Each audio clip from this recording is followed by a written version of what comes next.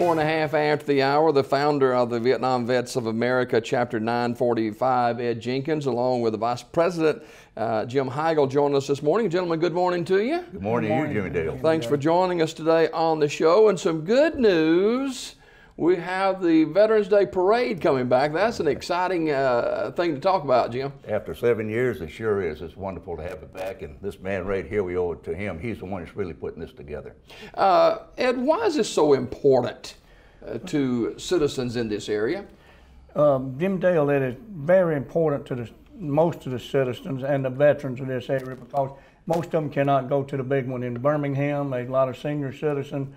And they asked us about a Veterans Day Parade. They said that they thought that veterans ought to be recognized, and and so we went out and put it back together, and we got about a bunch of units this year. I don't know, they still coming in. They'll be coming in up until that day.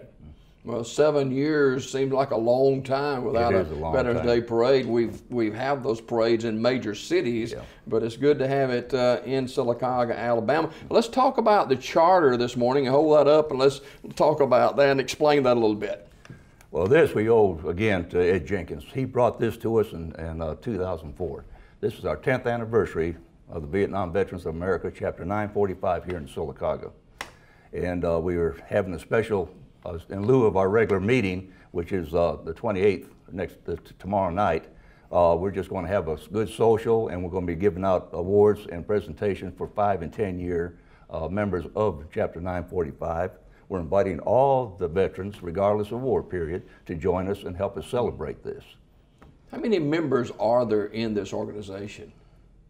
51. 51. 51 in Chapter 945. Wow. Yeah. And Ed, this is a dream of yours a little bit, isn't it? Right. Now, yes, this was a great dream of mine. We went out and got this started. A friend of mine is dead now, the chaplain statewide of the Vietnam Veterans of America, Virgil Bright. He asked us to get it started. He called me and said, if anybody can do it, you can do it. So within a period of time, we had the 25 to charter the 945. I think it was Friday. They had the military service over at Evergreen. I was telling both these guys it was the most moving. Airman First Class Hooten, Yeah, and I'd never been a part of a full military service like that, but those guys knew what they were doing. This is the first one probably in our area, or most anywhere like this, Jimmy Dale. This was a moving thing, and it was kind of like, it would really move you more than a lot of church services. This was just a genuine tribute to Mr. Hooten. Yeah, Jim, there's a lot of stories from men and women who have served in the military, served in the Vietnam era, who've kind of fallen by the wayside a little bit. Well, they have, and when he mentioned Virgil Bright, he was with the 1st Special Ops groups over there in Vietnam, 1st Special Forces groups, a wonderful individual. He took care of the veterans, the Vietnam veterans who were incarcerated. He was the only man that we know of, and nobody since has been able to get into the incarcerated prisons of the state of Alabama other than him. And he went in to take care of these people because he understood that a lot of their problems was due to their war experience, And but we're not only here for the Vietnam Veterans of America, all veterans. World War II, Korea, Vietnam, and even today's veterans, we're out there to help them to get into the system. We've helped several World War II veterans. When they came back, they were so glad to be home, when they had their, what we call PTSD today. They were shell-shocked and other things. But even today, we were able to help them with their medications, and that helped because their income wasn't as high, with the economy the way it is today. But we want to help all veterans.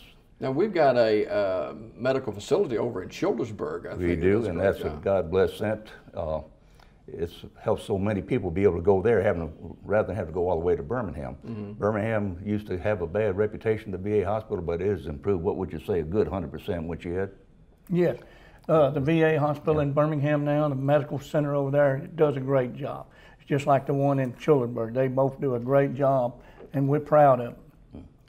Are we, gentlemen, trying to catch up with honoring veterans of past conflicts, and even in, we still got boots on the ground in Afghanistan and Iraq and other parts of the world where we in Sylacauga, Alabama just think, man, it's just free and clear.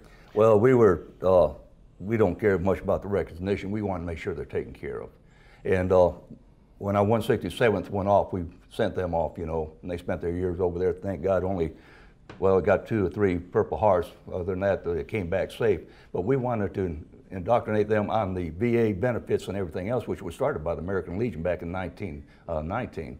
But we come to find out the government, they gave them 6 hours indoctrination on their VA benefits and also the GI Bill. So we were well pleased with that. The government has stepping up with our new veterans there, and they know what their benefits are ahead of time. Mm-hmm. When we came back, well, we just sifted into the locals, and we didn't want nobody to know who we were or anything else back then, But I think the one that helps us the most, we have 2 prominent people that help us with veterans benefits. Debbie McBride in Rogers' office has been there for years, and over in the Montgomery side sometime. Now we have people coming here on Tuesday and Wednesday to see me and Colonel Mitchell, Tony Mitchell. They come from all over the county building, right? Down the county building here. Come from all over the state. The other day we had 19 people, the other Tuesday, 19 people, and part of them from the state, and then plus I answered a phone call from North Carolina. So when you get into this thing and been in it 29 years like I have, you try to learn all about it, and that's to help all veterans with whatever they need help with. Jim Heigl, who's the Vice President of Vietnam Veterans of America, Chapter 945, along with the founder of the organization, Ed Jenkins, joined us this morning. And gentlemen, what is the common theme, Jim, among veterans today as, Veterans Day is coming up on the 11th day of November, but what is a common theme among veterans? Well, the main thing, we want to get out there and educate our young children, let them know that freedom is not free. These guys served, and we do appreciate what the schools are doing. Childersburg, Talladega, Fayetteville, Sylacauga they have High events. School. All of them have events. Ed? Those events started. They will start on the 4th. At B.B. Comer High School at 1 o'clock in the afternoon.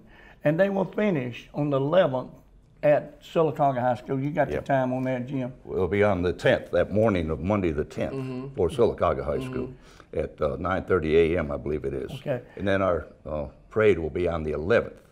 What time does that start, the parade? 10:30. Okay. They line up at 9:30 and start at 10:30. Do you know the route of the parade? They're still working on that route. We're guessing Broadway, Fort Williams, and down north. What are we suggesting to the citizens of this area as far as coming out and supporting our veterans during this day?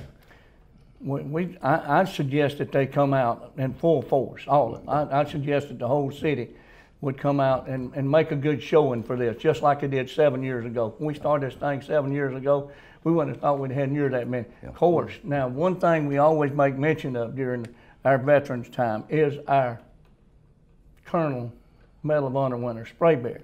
And also, just like Mr. Hooten was missing in action, POWs, we always like to honor them, especially on Veterans Day. I've asked Ed about this several times, and Jim, I'll pose this to you this morning. The name Bill Nichols. Absolutely. That name is synonymous among veterans today. Yeah, even our home down there, and what he's done for the veterans is unbelievable, and he always remember where he came from, you hear the stories about Bill Nichols, and of course I know you've seen him around here limping, he was served in the military.